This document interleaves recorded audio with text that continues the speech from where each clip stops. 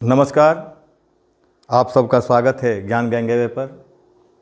आज भारतीय भूगोल के अंतर्गत भारत के परिवहन व्यवस्था से आप अनवगत होंगे। पहला प्रश्न आपका, राष्ट्रीय राजमार्ग 44 के निर्माण के लिए कितने राष्ट्रीय राजमार्गों को आपस में मिलाया गया है? यानी राष्ट्रीय राजमार्ग जो NH जो 44 है, इसके निर्माण में कितने राष्ट्रीय राजमार्गों को मिलाया गया है? A 7, B 4, C विकल्प में 6 दे रहा है, 6 दे रहा है, D 5। तो इसका सही आंसर क्या होगा? इसका सही आंसर होगा 7। यानी सात राष्ट्रीय राजमार्गों को मिला करके राष्ट्रीय राजमार्ग जो 44 है, इसका निर्माण किया गया है। ठीक ना। अगला प्रश्न, राष्ट्रीय राजमार्ग संख्या 44 कितने राज्यों एवं केंद्र शासित प्रदेशों से होकर गुजरती है?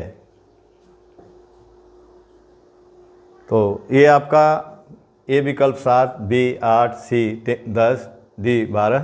तो ये 12 राज्यों से होकर यानी राष्ट्रीय राजमार्ग संख्या 44 गुजरती है। और कहाँ से कहाँ तक जाती है? तो ये श्रीनगर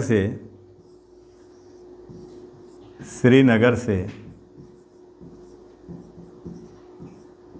कन्याकुमारी तक।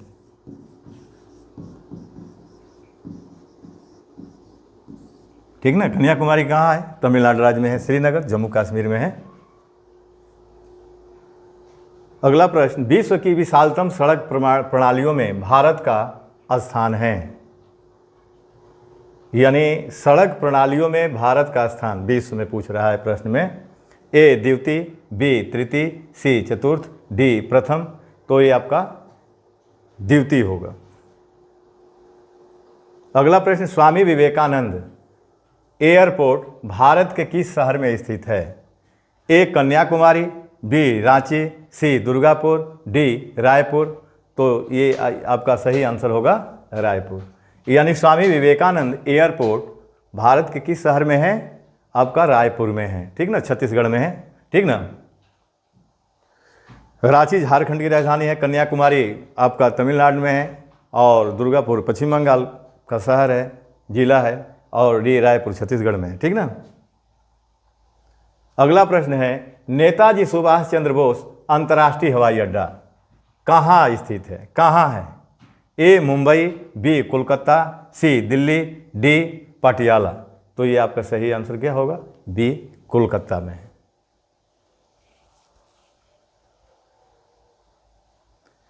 अगला प्रश्न है, भारत में कितने राष्ट्रीय जल मार्ग हैं? ए 100, बी 311, सी 111, डी 401।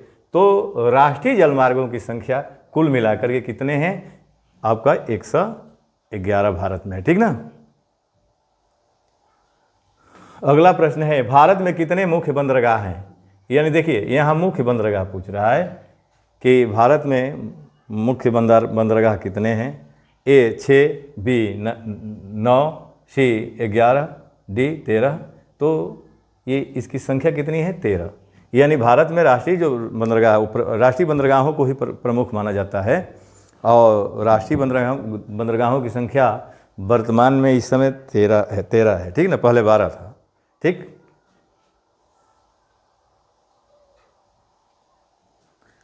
अगला प्रश्न, चंडीगढ़ अंतर्राष्ट्रीय हवाई अड्डे का नाम बदल कर दिया गया है। यानी जो चंडीगढ़ अंतर्राष्ट्रीय हवाई अड्डा है, इसमें उसका नाम क्या रखा गया है?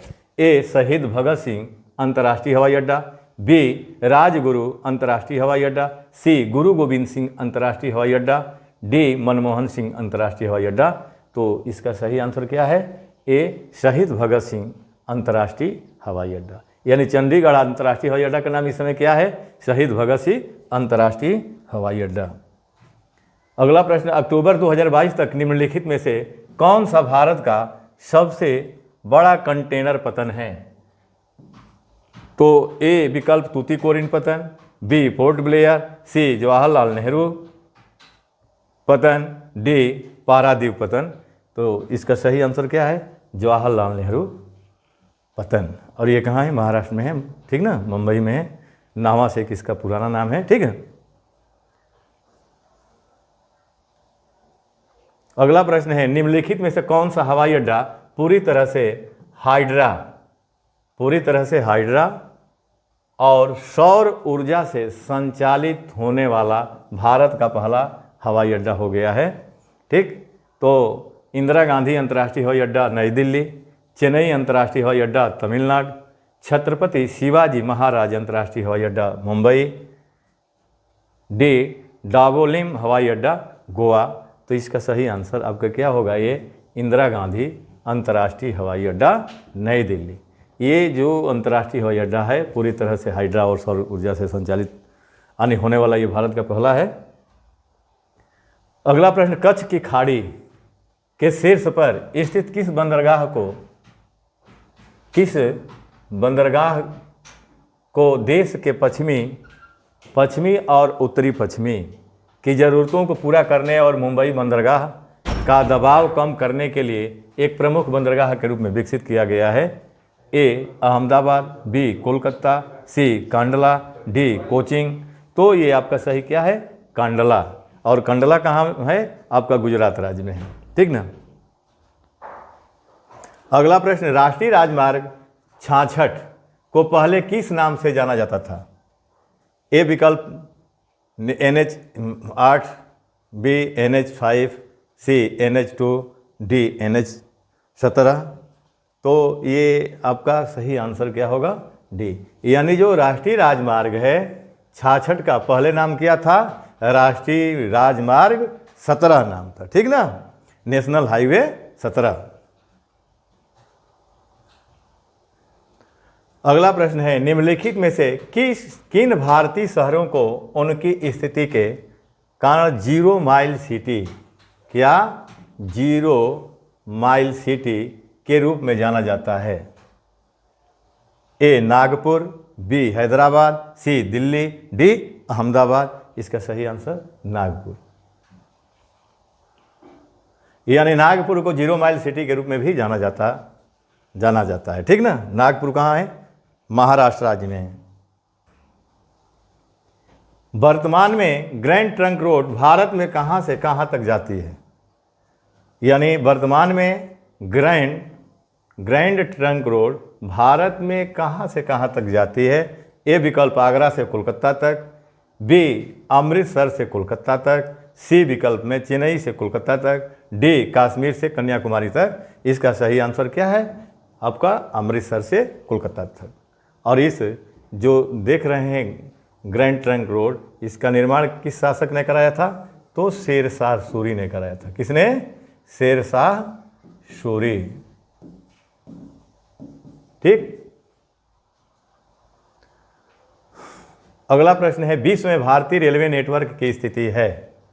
यानी विश्व में भारतीय रेलवे नेटवर्क की स्थिति यानी किस नंबर पर है? आप देखिए, ए दूसरी, बी तीसरी, सी चौथी, डी पांचवी। तो ये यानी इसकी स्थिति विश्व में कितने नंबर पर है? चौथी है। विश्व में भारतीय रेलवे नेटवर्क की स्थिति क्या है? चौथी है, ठीक ना। अगला प्रश्न, भारत में प्रथम रेल लाइन किसके शासन काल में बिछाई गई थी? यानी भारत में रेलवे लाइन किसके शासन काल में बिछाई गई थी? ए विकल्प Lord Canning, B Lord Curzon, C Lord Dalhousie, D Lord Bentinck. तो ये आपका सही क्या होगा आंसर? सी होगा, लॉर्ड डलहौजी।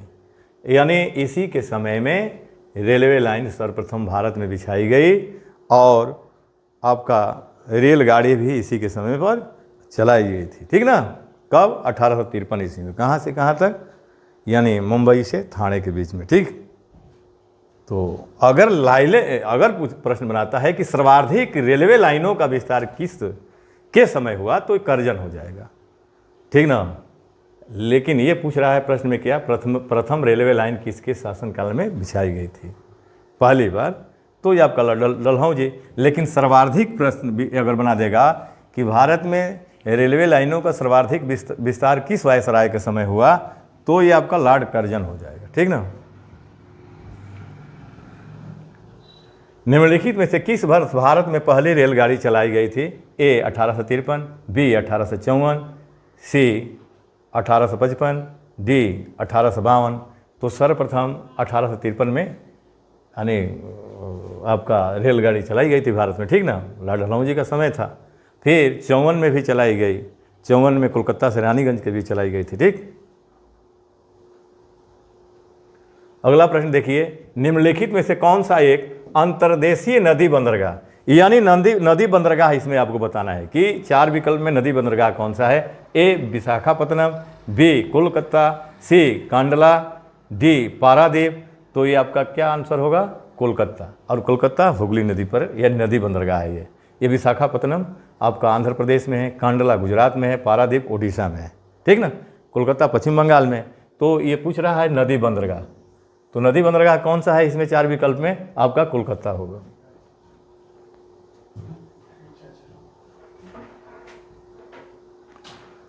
अगला प्रश्न, निम्न में से कौन पोताश्रय नहीं है, यानी इसमें 4 विकल्प में पोताश्रय यानी बंदरगाह कौन सा नहीं है इसमें, ठीक ना। तो ए कांडला, बी कोचिन, सी बंगलुरु, डी मंगलोर। तो ये आपका बंदरगाह बंगलुरु नहीं है, ठीक ना, शेष आपका बंदरगाह है, पोताश्रय है। एक कांडला जो है ये गुजरात का बंदरगाह है, हाँ, इसका इस समय पंडित दीनदयाल उपाध्याय इसका नाम हो गया है। कोचिन केरल में है, और आपका डी मंगलोर आपका कर्नाटक में है, ये कर्नाटक का बंदरगाह है, लेकिन बंगलुरु जो है बंदरगाह नहीं है, ठीक ना।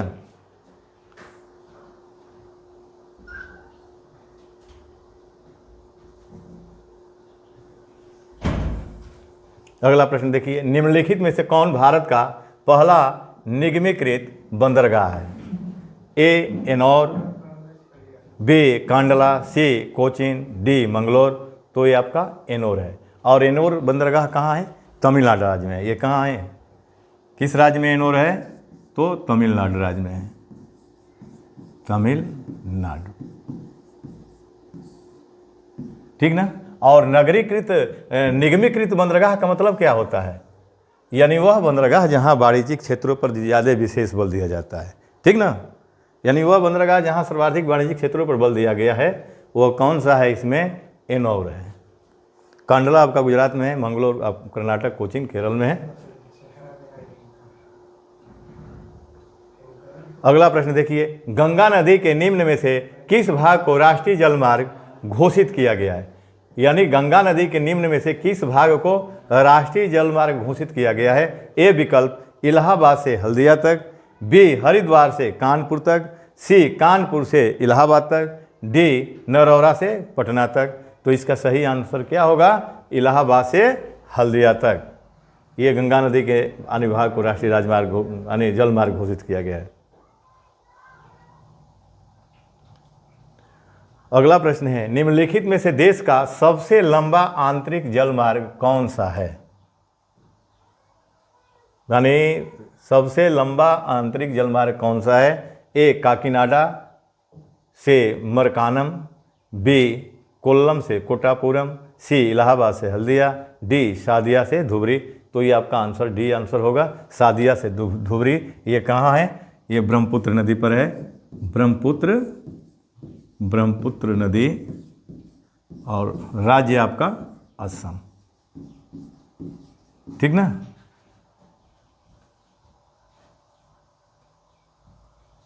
अगला प्रश्न, जवाहरलाल नेहरू बंदरगाह कहाँ पर स्थित है, यानी जवाहरलाल नेहरू बंदरगाह कहाँ पर स्थित है।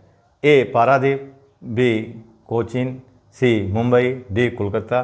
तो ये मुंबई में है, ठीक है। नाहवा से एक जो बंदरगाह है उसी का नाम इस समय क्या है, जवाहरलाल नेहरू बंदरगाह कर दिया गया है। तो ये कहाँ है, मुंबई में है। अगला प्रश्न देखिए, पारादीप बंदरगाह किस नदी के डेल्टा पर स्थित है, यानी जो पारादीप बंदरगाह है किस नदी डेल्टा के यानी डेल्टा पर स्थित है। ए रिहंद, बी गंगा, सी महानदी, डी बैतरणी। तो ये महानदी जो है उसी के डेल्टा पर आपका ये बंदरगाह पारादीप बंदरगाह है, ठीक ना। कहाँ, उड़ीसा राज्य में।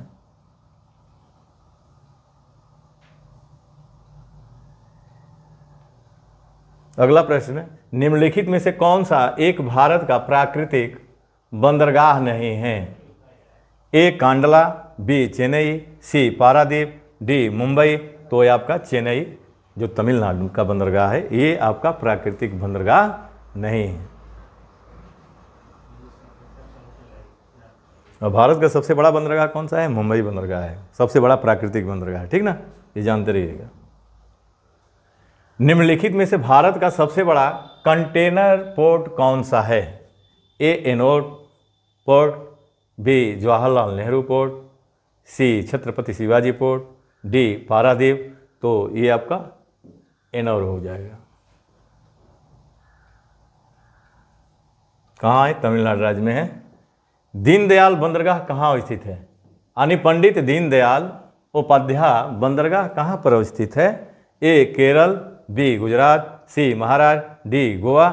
तो ये आप जो बंदरगाह देख रहे हैं ये आपका गुजरात राज्य में है। और इसका पहले नाम किया था कांडाला। यानी कांडाला जो बंदरगाह है, कांडाला बंदरगाह, उसी का इस समय नाम क्या हो गया है? पंडित दीनदयाल उपाध्याय बंदरगाह। तो यही पूछ रहा है कि कहाँ अवस्थित है, तो गुजरात में है। अगला प्रश्न, भारतीय रेलवे द्वारा शुरू की गई कवच प्रणाली, यानी जो कवच प्रणाली है एक है। ए विकल्प ट्रेन की गति बढ़ाने के लिए प्रणाली, बी विकल्प में यात्रियों के लिए बीमा योजना, सी स्वचालित ट्रेन सुरक्षा प्रणाली, डी स्वचालित क्रॉसिंग प्रणाली। तो ये इसका आंसर क्या होगा? सी होगा, स्वचालित ट्रेन सुरक्षा प्रणाली, ठीक ना। इसके लिए आपका जो है कि नहीं, यानी भारतीय रेलवे के द्वारा इस प्रणाली को चलाया गया है, ठीक ना, कवच प्रणाली को। स्वतंत्रता के बाद अगला प्रश्न है, स्वतंत्रता के बाद विकसित किया गया पहला पतन था।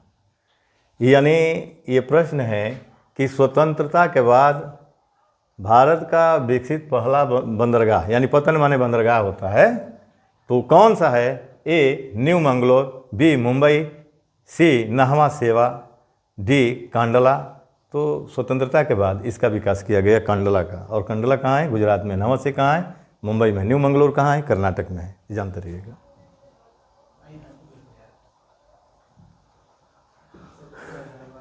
अगला प्रश्न देखिए, वर्तमान मुंबई बंदरगाह के दबाव को कम करने के लिए कौन से पतन का निर्माण किया गया है?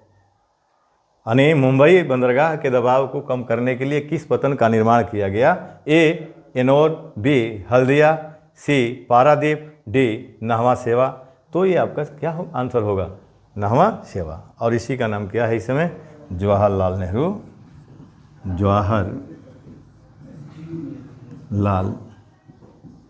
नेहरू बंदरगाह,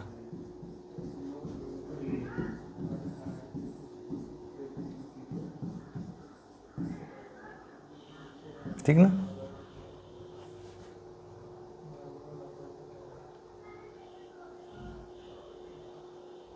अगला प्रश्न देख लीजिए, भारत का बृहत्तम प्राकृतिक बंदरगाह कौन सा है?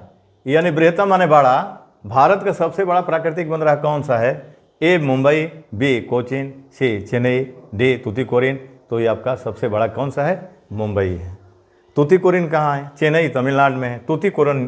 तूतीकोरिन भी आपका जो बंदरगाह है ये भी तमिलनाडु में है, ठीक ना।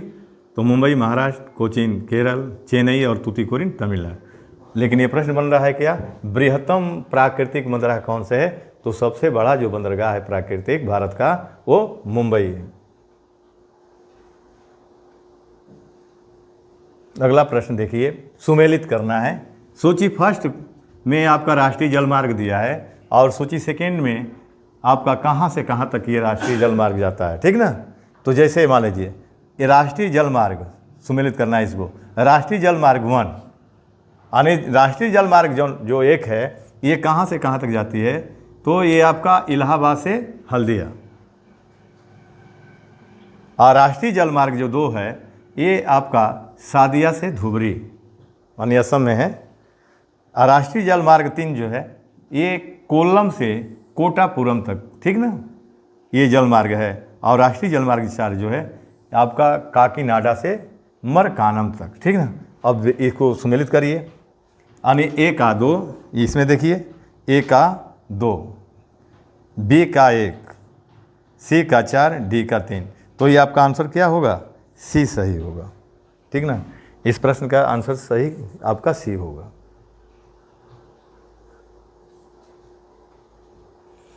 अगला प्रश्न, भारत का सबसे लंबा रेलवे प्लेटफार्म कहाँ है? यानी भारत का सबसे लंबा रेलवे प्लेटफार्म कहाँ है? ए मुगलसराय, सी खड़गपुर, सी गोरखपुर, डी हुबली। तो इस समय वर्तमान में सबसे लंबा प्लेटफार्म भारत का कौन सा है? हुबली। ये कर्नाटक में है। इसके पहले आपका गोरखपुर था, यानी इसके पहले क्या था? गोरखपुर था, ठीक ना। लेकिन इस समय सबसे लंबा प्लेटफार्म भारत का कौन सा हो गया है? हुबली।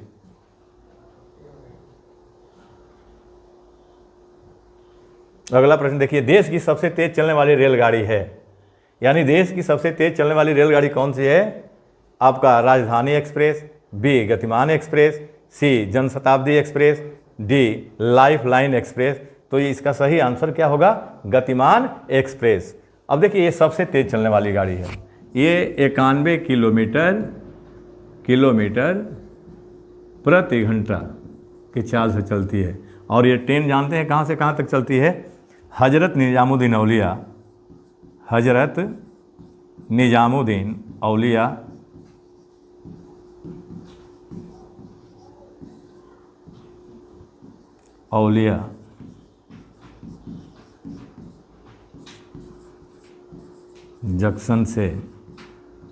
जंक्शन नई दिल्ली से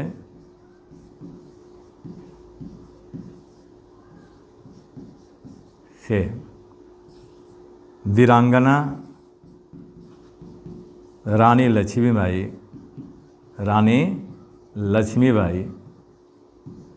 जंक्शन झांसी।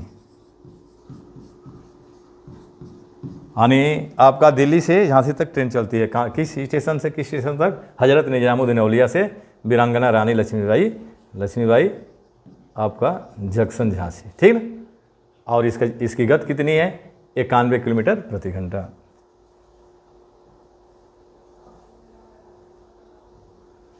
अगला प्रश्न है, भारत और पाकिस्तान के बीच चलने वाली रेलगाड़ी का नाम। तो भारत और पाकिस्तान के बीच चलने वाली रेलगाड़ी का नाम क्या है? ए सद्भावना एक्सप्रेस, बी समझौता एक्सप्रेस, सी रॉयल ओरिएंट एक्सप्रेस, डी सदाए सरहद। तो इसका सही आंसर क्या होगा? बी। जो शेष यानी वस्तुनिष्ठ प्रश्न है आपको बताया जाएगा। आप सबको बहुत बहुत धन्यवाद।